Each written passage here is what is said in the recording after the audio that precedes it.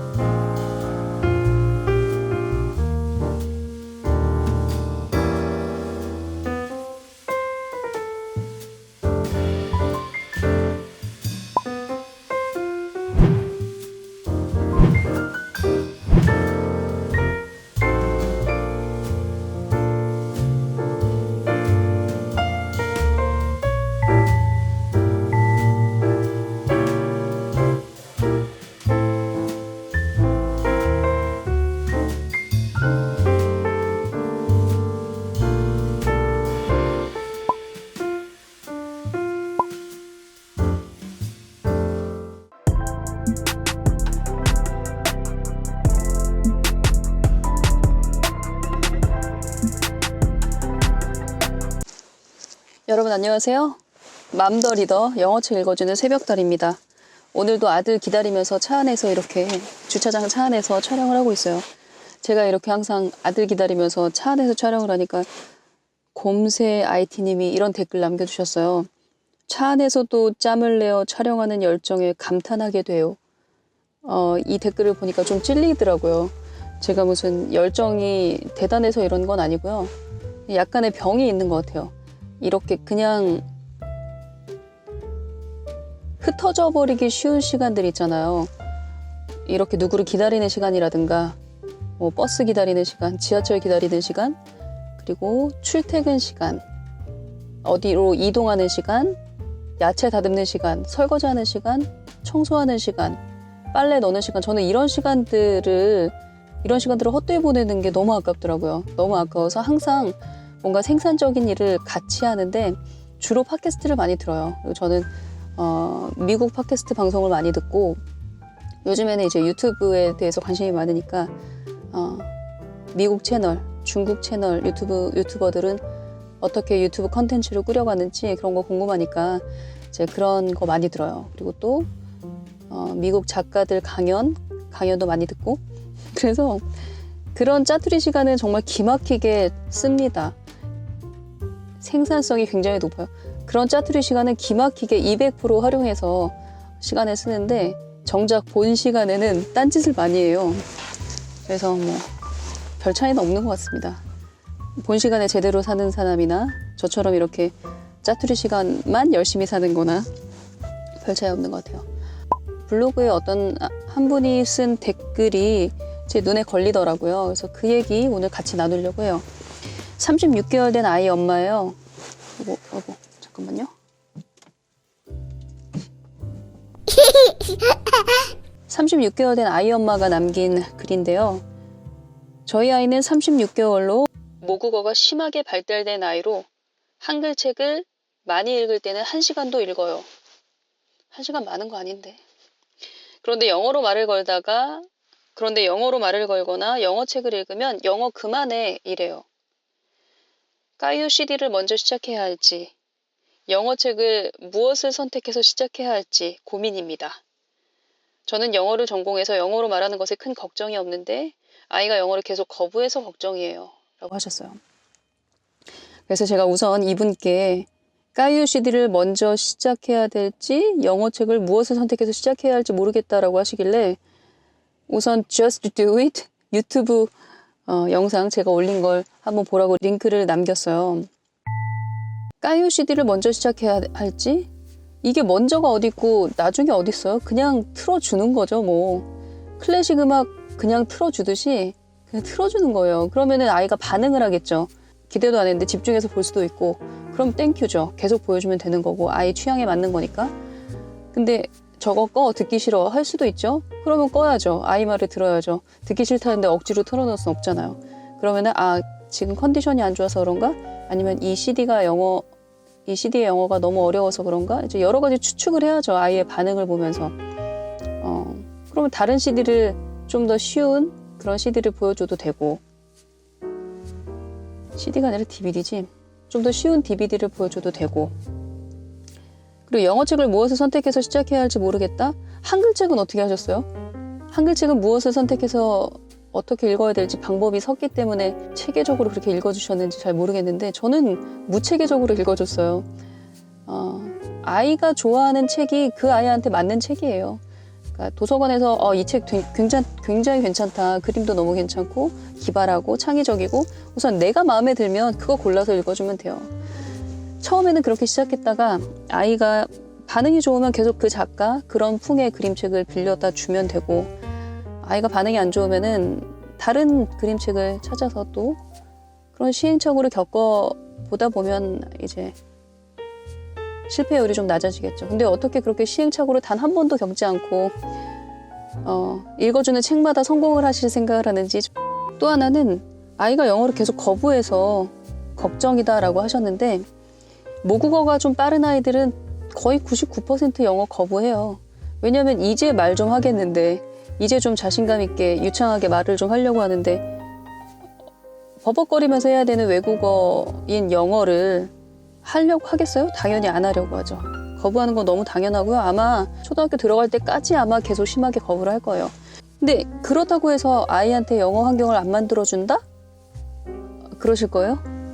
예를 들어서 아이가 야채를 거부해요. 야채를 내지는 김치를 거부해요. 너무 심하게 거부해서 입에도 안 대려고 해요. 그렇다고 여러분들 야채를 포기하세요? 아니잖아요. 골고루 먹여야 되니까 어떻게 해서든 방법을 찾죠. 잘게 썰어서 눈에 안 보이게 전을 만들어서 야채전을 준다던가 아니면은 야채 볶음밥을 만들어서 준다던가 아니면 만두를 만들어서 준다던가 어떤 식으로든 방법을 찾아서 아이한테 그걸 먹이잖아요.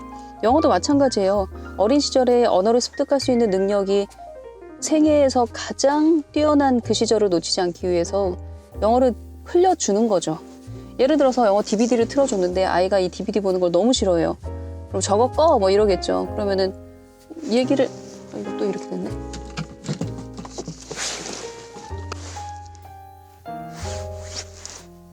영어 DVD를 예를 들어볼게요. 아이가 어떤 DVD를 내가 이 DVD 너무 좋아서 보여주고 싶은데 거부를 해요. 심하게 거부를 해요. 그럼 저거 꺼! 이렇게 얘기를 하겠죠.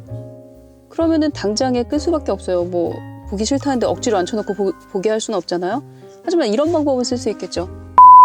나 까이유 이 에피소드 너무너무 기다렸던 에피소드인데 엄마 이거 잠깐 보면 안 될까? 엄마가 이거 볼 동안 넌 옆에서 그림 그리면서 놀아. 아니면은 뭐 인형놀이 하고 있어. 기다려줄래? 그래 주겠니? 이렇게 부탁하면 알았어 하면서 기다려준다고요. 근데 그러면서 귀는 열려있기 때문에 소리를 들어요. 그리고 엄마가 그 DVD를 보면서 박장대소하고 좋아하면 무슨 얘기야? 그러면서 같이 본다고요. 그림책도 그래요. 예를 들어서 엄마가 영어 그림책을 읽어주는데 이거 재미없어 덮어 이렇게 얘기를 하면 엄마 뒤에 이야기가 너무 궁금한데 좀만 기다려줘. 엄마 좀만 읽어볼게. 엄마 뒷부분을 꼭 읽어야겠어. 기다려주겠니? 그럼 또 기다려줘요. 애들은. 그러면서 뒷부분을 또 소리내서 읽는 거예요. 그러면 아이들은 또 궁금해서 봐요. 그리고 또 궁금해서 듣고요. 안 들으면 말고. 저 같은 경우에는 그래서 저희 아이가 큰애는 굉장히 집중해서 제가 읽어주는 그림책, 제가 보여주는 DVD 몰입해서 봤는데 둘째는 계속 딴짓하면서 돌아다니는 거예요. 그래서 저는 아예 제가 어떤 영어 그림책을 읽어주기 시작한다? 그러면은 녹화를 하거나 녹음을 했어요. 그래서 엄마는 이걸 다 읽을 때까지 녹음할 거야. 그래서 나중에 또 듣고 싶을 때 들어야 되니까 그러면서 그렇게 녹음을 했거든요. 그러면은 그 녹음한 걸 나중에 아이가 차 안에서 듣건 아니면 잠자기 전에 듣건 기억을 해요. 그 이야기를. 그래서 아이가 거부한다고 이거 듣기 싫다고 거절한다고 해서 절망하실 필요 없어요. 그래도 엄마 끝까지 읽을래. 이거 너무 재밌어. 뒷부분이 너무 궁금해. 뭐 이러면서 그냥 버티시면 돼요. 아니면 그것도 싫어. 나랑 같이 놀아. 그러면 그날은 진짜 애가 컨디션이 안 좋은 거니까 열일 제껴두고 애랑 놀아야겠죠. 그러니까 아이의 반응을 보고 이제 어떻게 해야 될지, 어떻게 대처해야 될지 유연하게 이제 방법을 아이의 컨디션에 따라 그리고 반응에 따라 이제 엄마가 대처를 하셔야겠죠. 저는 근데 이런 생각이 들어요. 이렇게 아이가 거부하는 건 사실 너무 당연한 거거든요. 근데 많은 분들이 이런 아이의 거부, 아이의 영어 거부, 그림책 거부를 감당을 못 하시더라고요. 그리고 절망하세요. 너무나 쉽게. 그렇게 쉽게 무너지면 어떡해요. 그래서 어떻게 이 험한 세상을 살아가시려고. 근데 한편으로는 그런 생각이 들어요. 애가 영어를 거부해서 걱정이에요 라고 점점점 하는 그 깊은 심리 밑에는 뭐가 있냐면, 아, 내가 이렇게까지 애랑 지지고 볶으면서 영어 환경을 만들어야 돼? 그럴 필요 없다고 말해줘 라는 그런 심리도 있는 거예요. 이렇게 힘드니까 엄마인 네가 하지 말고 학원 보내 라는 답이 듣고 싶어서 이런 질문을 하시는 분도 있어요. 솔직히 가슴에 손을 얹고 한번 생각을 해보세요. 아이가 야채 먹기 싫다고 해서 아, 야채 다듬기도 귀찮은데 잘 됐네, 이런 심리가 혹시 내 안에 있다면 그건 아니잖아요. 그쵸? 좀 전에도 말씀드렸지만 아이가 거부를 한다는 건 너무나 자연스러운 일이고, 그런 시행착오 끝에 아이의 색깔에 맞는 그런 육아 환경을 내가 창조할 수가 있어요. 그래서 아이의 거부를 귀담아 들으시되 그 거부에 무너지진 않으셨으면 좋겠어요. 힘들지? 듣기가 힘들 거야. 하지만 엄마는 이걸 꾸준히 해나가고 싶어. 그리고 나도 힘들어, 네가 이러니까. 그런데 그래도 해볼래. 같이 해보자. 이런 마음으로 엄마가 흔들림이 없어야지. 아, 이거 봐, 안 되잖아. 영어는 전문가한테 맡겨야 되잖아. 이런 식으로 자신의 게으름과 행동 안함을 합리화하는 방향으로 빠져서는 안 될 것 같아요. 그래서 이렇게 어린아이를 키우시는 엄마도 아직 어설프고, 아이도 지금 조리 있게 자기 감정을 표현하지 못하는 나이기 때문에 사실 둘 다 굉장히 힘들어요. 엄마만 힘든 게 아니라 5, 6살, 7살 된 아이들도 힘들거든요. 이 힘든 시기를 현명하고 지혜롭게 뽀송뽀송하게 그렇게 잘 지나가게 되기를 기원합니다. 그 기원을 담아서 오늘 영상 이렇게 찍어봤어요. 오늘 영상도 두서가 없었지만 여러분들한테 도움이 되었으면 하는 바람이고요. 우리는 다음 영상에서 또 다른 아이의 사연으로 만나요.